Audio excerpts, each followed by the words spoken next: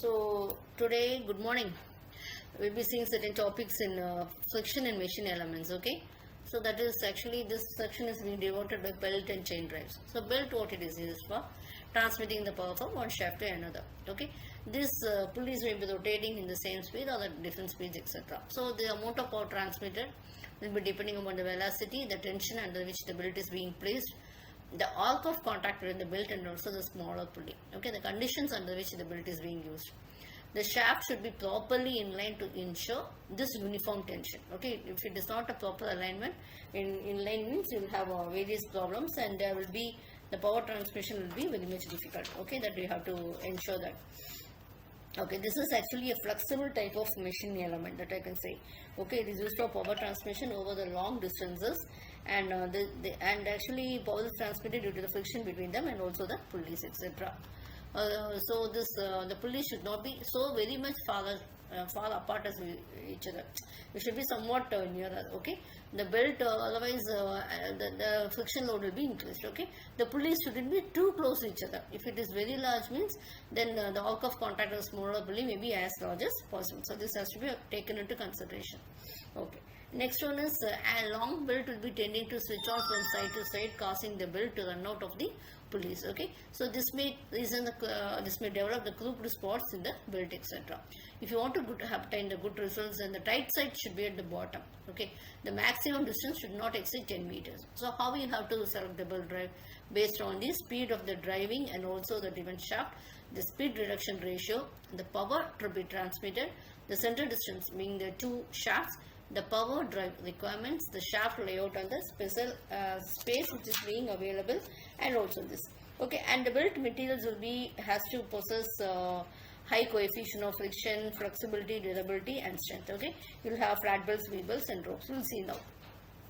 Okay, the types of belt drives will be normally based on the road we take it as a light drives. Okay, they are used for transmitting the very small powers and the speed will be up to 10 meter per second. This will be used in agricultural machines, so very small machine tools.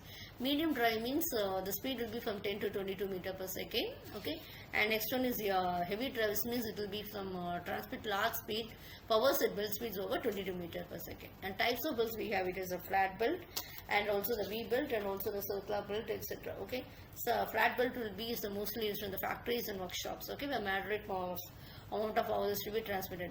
V belt will be used in the factories and workshop where moderate power has to be transmitted. And circular belt means if you want to transmit more power, then you will go for circular belt. Okay. The materials used should be leather belts, cotton or fabric belt, rubber belt and also the bellata belts. Okay.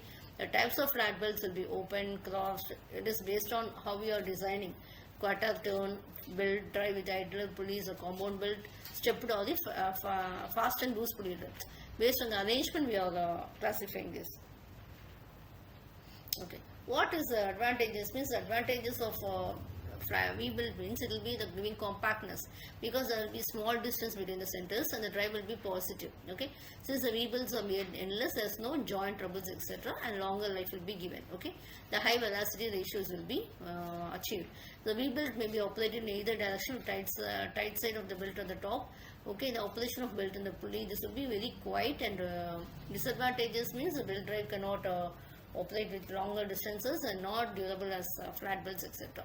And construction, if you take it as, it will be more complicated, and it is not suitable for synchronous machines as it is a certain amount of creep and the temperature changes may affect the belt life. Okay, and the centrifugal tension also you can't use below 5 meters per second and above 50 meters per second. And the last one we go for the rope drive.